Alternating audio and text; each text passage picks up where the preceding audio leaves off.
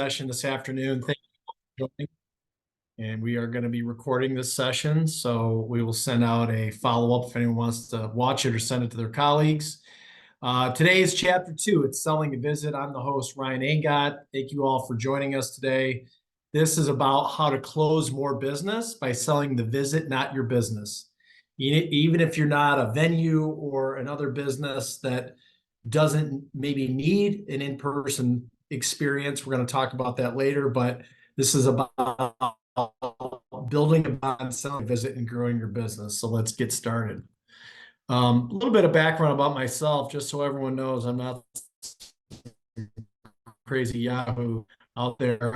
I worked for 10 years in the wedding and event industry, ran 8 different brands within our portfolio, golf courses to yacht charters to different unique venues. Did over $50 million in wedding and events within my team. We did about 1,000 events a year. Along the way, after I got out of that, I started a new computer accessory brand called TechLock, where I have now 6 VAs working for me full or part-time. And I also am a co-founder, co-owner for Strategic Assistant Staffing. And I have a blog and brand called the $7 an Hour Entrepreneur, which educates and inspires other small business owners to leverage virtual staffing to help grow their business. So a little bit about my background. And if anyone has any questions, feel free to drop them in the chat and we'll address those later on. So I've leveraged my 10 years experience. I got into the staffing business to really become kind of the master company or the main company in the wedding and event industry to educate and help wedding and event vendors. I know what you guys go through. It's a tough, grueling business. You got to wear 10 hats and there's never enough time in the day. So I want to address some of the mistakes that I've seen over my experience to help improve your business. And this is about you guys and how you can grow. So, I found that, when I was in the business for 10 years, the mistakes were starting with the wrong verbiage, talking the wrong way, saying the wrong dialogue. So when you're selling a visit to somebody, it's, you want to be talking to a family or friend. You don't say appointment, you say visit. You don't say contract, you say agreement. And there's a lot of things like that that are subtle and detailed, but actually make an impact when you are trying to get someone to, do business with you. Especially, if we're in the business world, you might talk to your attorneys or your accountants or your whomever in business. But if you've got a bride calling in that's inquiring for one of the first times in their life about, what's it like to work with a floral or DJ company or a vendor, you want to treat them like family. You want to embrace them. You want to be warm. You want to use the right communication. And again, my whole topic, it's not about selling the appointment. You make appointments for doctors and lawyers. You visit with friends and family. So use that right verbiage about embracing them and making the visit comfortable for them. After all, this is likely the first time in their life they've.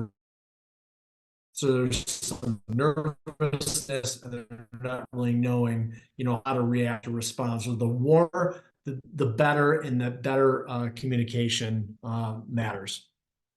On top of that, it's what's your energy like? If you guys, I'm an 80s kid. Ric Flair was one of the main wrestlers who always had this big energy. He'd go, woo, and he would pump up the crowd with this high woo, and it made everyone kind of get up off their seat. In fact, when I'm doing, I didn't do it today, but sometimes I do video interviews or I do video like long commercials or something for my business, and they're deflating, they're time consuming. They kind of suck the energy out of me when I'm standing around 3-4 hours shooting something. And the producer was like, Ryan, your energy is low. You got to get it up and you got to boom, put some pep into it. Not easy to say, tough to do when you take a phone call 8, 10, 12 times a day and you're fielding those calls for your business. So you got to check yourself and your team. What do you sound like? Positive energy is contagious. No bride or anybody wants to answer the phone or talk to somebody that feels like they're calling a funeral. Like, oh, okay, tell me about your budget.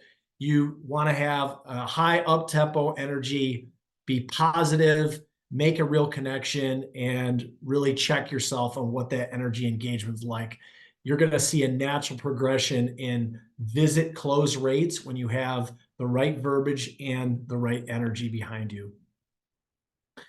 So some of the things in the industry I've learned, Alan Berg, he's a great guy. I talked to him yesterday. He's become a friend of mine. I've known him for almost 15 years. He ran the Knot.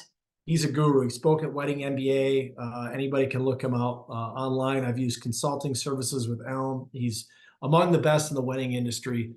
And Alan found that after doing many detailed surveys, not just with venues, but florists and other businesses, that the response time is atrocious in general in our business, in the industry. Now, part of that is just due to the natural challenge of running the wedding and event industry. You've got 10 hats to wear. Well, when do you have time to do all this follow up and answer these inbound inquiries? Well, we all know if you don't handle sales the right way, the rest of it dries up. Sales is the lifeblood of any organization. So what he found is that out of 200 venues surveyed last year in 23, 50% of them got back to him after 2 days, or his employee that was doing this survey. 15% got back to him after 1 day. 15% got back after 1 week, which is terrible. And believe it or not, 20% didn't respond.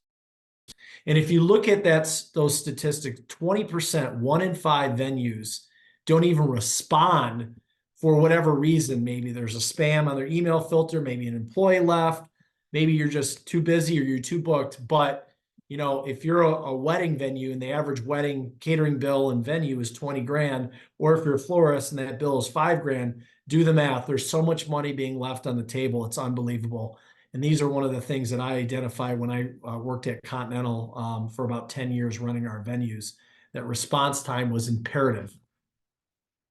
And what's even been more important is minutes matter. It's not, when I was in the business years ago, it was a little different. People are so damn impatient. We live in an I want it now world. I think we all know when we text somebody, they don't respond like within a couple minutes, like what's going on? And when you think about the world of a bride and a groom or a customer, or anybody that's doing research, they might have a half-hour lunch break or an hour during their work, or they're poking around online or whatever it may be. When their brain, we all know you get like 20,000 brand impressions a day, whatever you're in a normal life. It's some crazy statistic. But when your brain, you have a captive audience on your website for 5, 10 minutes, they're with you.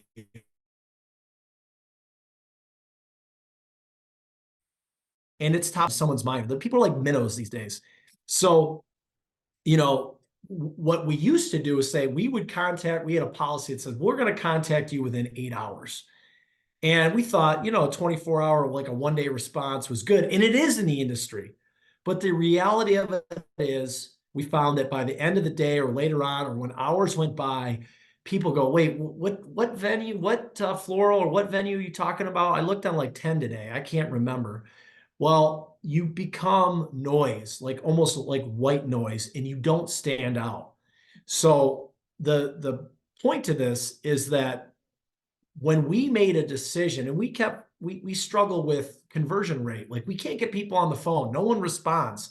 Like, what's up with that? People, we're getting ghosted. People send in an RFQ, they want some information, and then we call them 6 to 8 hours later or within 1 day, and we don't hear from them. Well, a big part of that is because they've either forgotten about you, competitors, and they've already started a path to go down. Once you start engaging with a few other services or providers, you only have so much bandwidth and mind share. Like, there's a reason why companies put out RFPs that go to 3 people, because you can't really stomach to evaluate that much more information. I guess here and there, yes, but for the most part, people might only contact 2 or 3 floral providers or 2 or 3 DJs. They're not going to contact 5 or 10. Again, on average, there's always going to be the extreme bridezilla that wants to contact 10 different categories for every component of their wedding.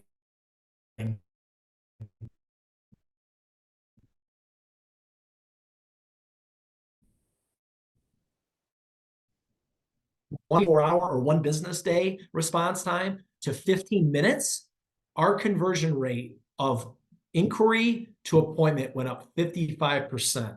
It was incredible. I can't describe how much that response or that changed in our business. I mean, that was a multi-million-dollar year over year just from that. It was crazy. The communication was a 90% engagement. Can you imagine that? So if you have 100 inquiries over a week and you're now talking to 90% of them, what a game changer in your business versus a fraction of that, of like you respond one time, then they're gone, and you don't have the time to chase them and follow up. So I can't stress enough that minutes matter in this business. And when you have someone's brain on your brand or on your website and it's relevant and you're probably the first person to call or engage with them, that says a lot about your business, how important you are to them. And it gives you the ability and mind share to sell your brand or product or whatever you're selling. So just getting the engagement and having dialogue is paramount.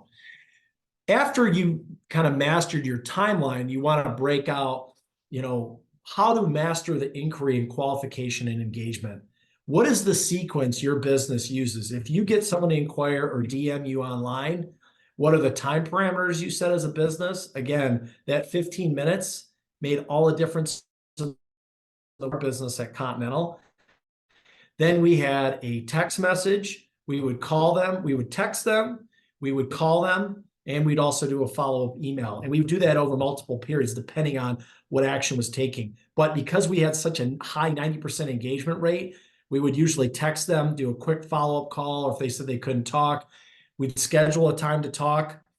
And then once we had that conversation, we would then sell the visit, which I'll get into in a minute. So it was all personalized. When we got that conversation going, you want to get the details, you want to ask open-ended questions, and you want to be short, concise, and to the point. You got to walk that line of engagement where, some brides or some clients will want to spill their guts for a half hour to 45 minutes to an hour. Time is money. And yes, you want to do business with people, but you can't afford to spend an hour with every person on the phone. A lot of them won't be qualified. And if they soak up all your time, that's a problem. So you got to make a real genuine connection. You got to ask great questions. You also got to find the decision.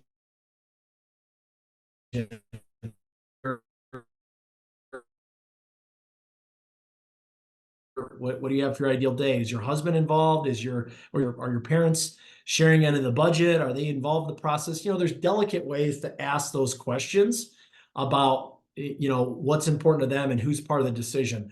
One of the things that we learned at Continental is sometimes we would sell the visit and we get the bride and groom there, but guess what? Mom and dad were writing the check, and they actually had quite a bit of weight. They were really the ultimate decision maker. Yeah, they wanted their kids to, say like, hey, I want to go here. Well, then the parents would want to come back. Then we've got to go through the process again. So the quicker you can to make a connection, qualify that person, sell the visit and their decision makers is of the utmost importance. And we often found that when you can qualify and have that right dialogue to understand those decision makers, get in there in the first appointment, our conversion rate went through the roof. So how to handle the budget? $1 million question. This is what everyone struggles with. And why does everyone ask about budget? Well, the reality of it is 95% of the brides inquiring with you, or 90%, have never done this before. So they don't know what to ask. How much does something cost?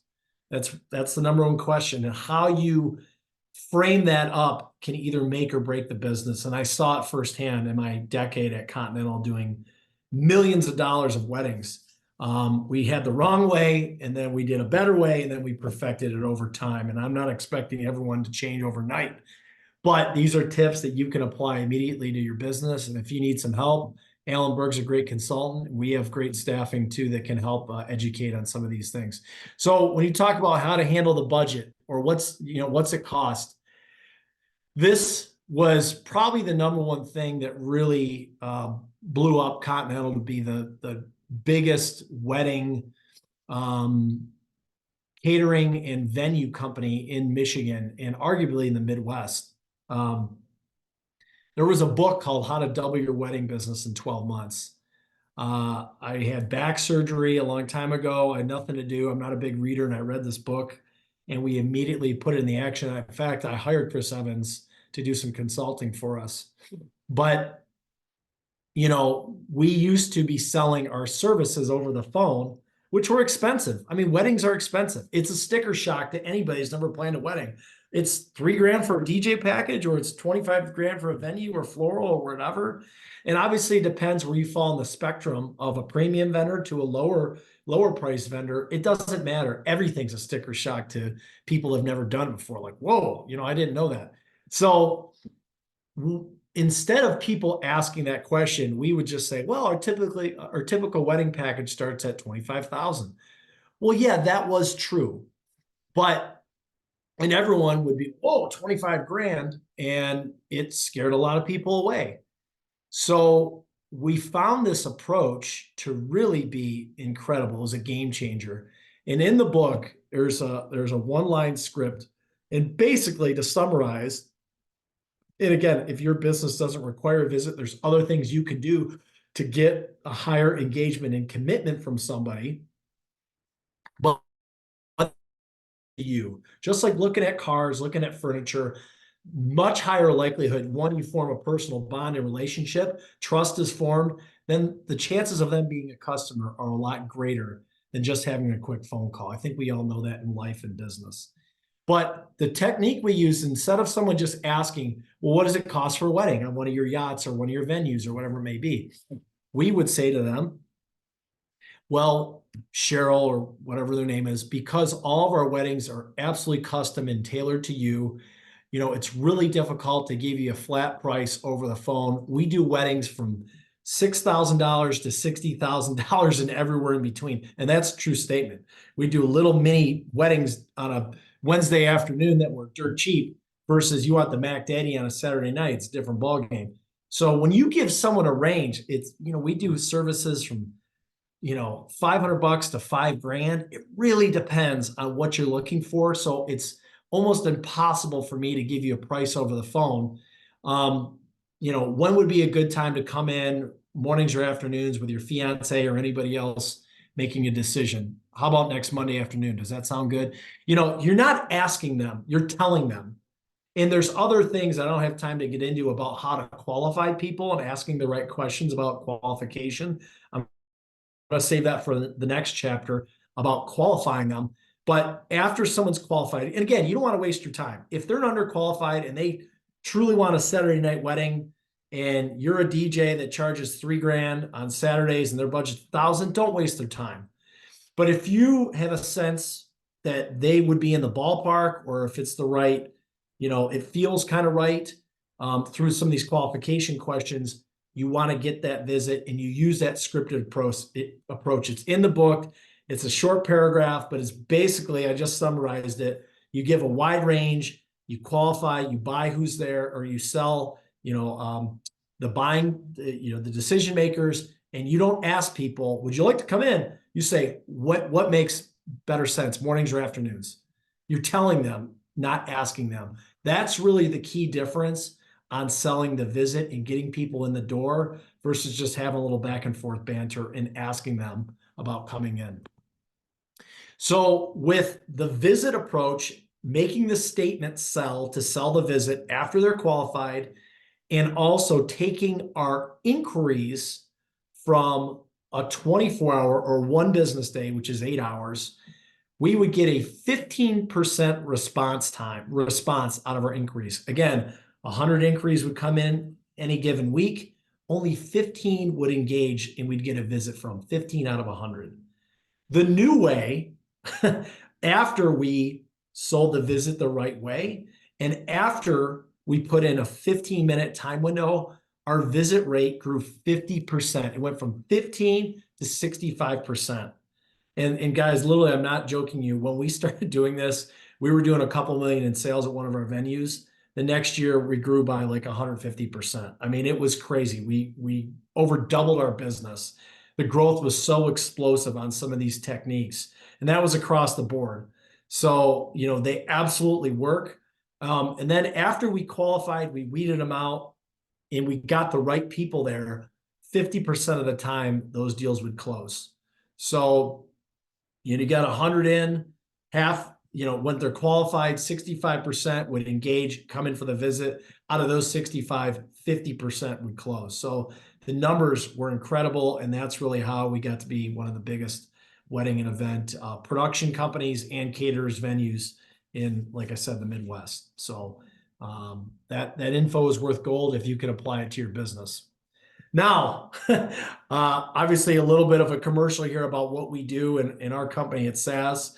So if you need help responding within 15 minutes and selling a visit, we don't do really wedding consulting per se. That's more of an Allen Berg, but our business, strategic assistant staffing out of the Philippines, we are a tailored VA company that has been educated by me with a rigorous training program. So our virtual staffing assistants that do market, digital media, sales, and a whole bunch of other things can plug and play within your business and withhold those 15-minute standards. So if you need help with setting appointments or sales or whatever it may be, or selling the visit, our staff can help do that.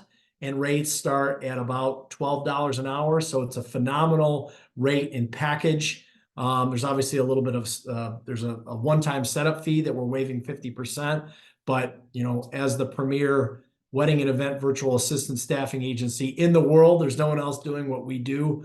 We're in an excellent position to help with any of you that are seeking that help. So with me is Regine and Mishi. They are on the call today. You can email me or them directly. And I'm just noticing now we don't have their email addresses, but I've got my email on the next slide, which I can forward on. So our virtual staffing services are a phenomenal value and an easy way to learn my 10 years of experience running one of the biggest wedding and event companies to plug and play your organization. So you can apply some of these methods with a full or part-time staff to help with sales, appointment setting, etc. And as I mentioned earlier, we've got a one-time setup fee, which is $175 savings if you were to book with us by the end of the month. By the end of April, my bad. Before I show my contact information, I will go through any questions. 1, 2, clap, Ric Flair. Does anyone have any questions? And if so, just please drop them in the chat.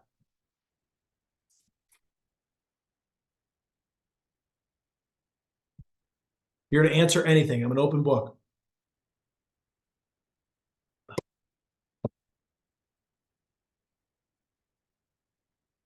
No questions. We have a small audience. Do you believe in wedding packages with upfront per person pricing? Yeah, we toggled on this back and forth. Our packages some of our venues had all-inclusive packages, which kind of hid the per person rate. I don't have a real strong opinion on that. So like some of our venues, we would start at 75 people. We just say it's 75 people. You get your cake, your linen, your beverage, blah, blah, blah, blah, blah. So they saw it all included. Now, if you broke down the math and broke it, reverse engineered it, they would obviously get the per person price. But I didn't see that making a huge difference in my experience. But, we tried to, well, I always felt that we tried to build it as a package versus a per person. And then it would end up, someone says, well, I want champagne to add on, and that's a $5 per person adder. So the add-ons got to be per person, but the upfront package was just all bundled together. So that was how we ran things. And I don't know if there's a right or wrong way. That might just be a personal opinion, but we all know that there's sticker shock when someone goes, oh, it's 250 person. Well, yeah, but look what you're getting. So we were really adamant about building in all the value behind what you're getting and showing more of that detail. Just the setup, the teardown, the day of, the linens, the cake, whatever was in that package. And oftentimes our venues would have an all inclusive. So yeah, you could just do food and beverage with us, but we really formed some great partnerships and we made it really enticing to say, hey, we've got a preferred list of vendors that you're going to get exclusive pricing for. Here's package A, you get the cake, you get the floral, you get da da da da da. And there was rhyme and reason, which leveraged buying power and scale. So that was a value proposition that we sold as a venue, because we had so many venues that really made a lot of business sense for us and for the customers. So we were able to extend that buying savings, and we made it clear to people about that. That was actually a selling point to our venue system or our venue scale. Any other questions? Good question.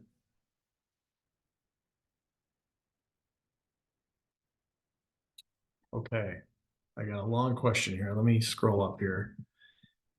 Chelsea, what are your thoughts on venues incorporating video marketing tours? Example, location tours and video samples from real weddings that showcase the venue. This is something I don't see a lot of venue websites, or if they do, it's an entire wedding day highlight that doesn't seem specific to a venue.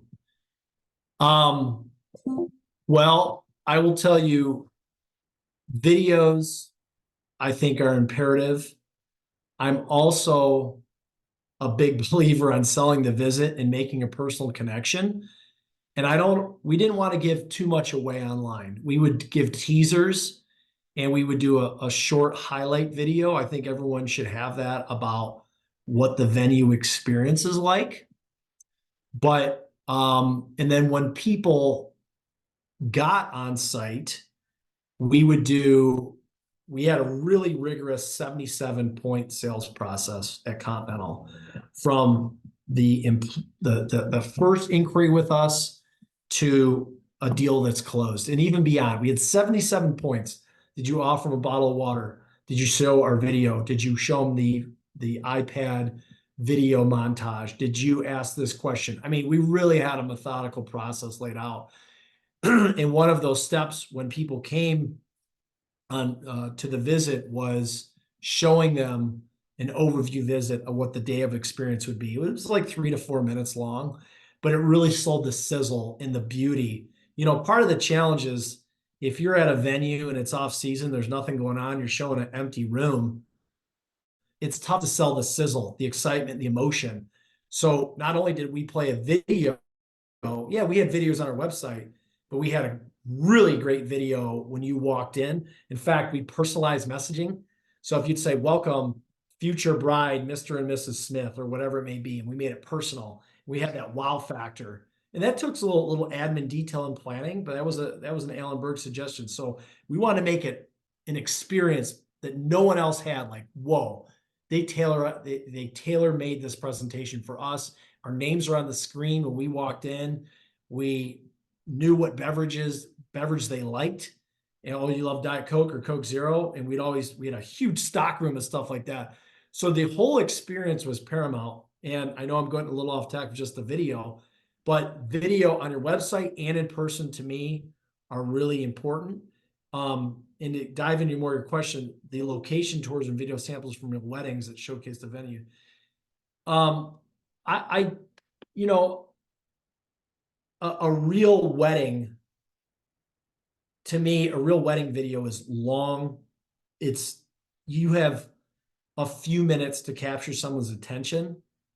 So again, I think a 1-minute teaser about your venue, and not just about the venue, showing the venue in action, showing the DJ, showing the party, the scene, or whatever it may be if you're not a venue. But I absolutely believe in the video usage. It's just how and what context that's put into play in your venue. But it's an entire wedding day highlight that doesn't seem specific to them. This is something I don't see a lot of venue websites, or if they do, it's an entire wedding day highlight. I don't. I don't buy the whole wedding day experience thing. I think it needs to be focused on what is the experience in a very high level, impactful 1 to 3 minutes that they're going to get at your venue or your floral company or whatever it may be. That's got to be highlighted. It's a long way of saying it's a good idea, but it's got to be done in the right context, in the right format. Other questions? New message. Thank you. No problem.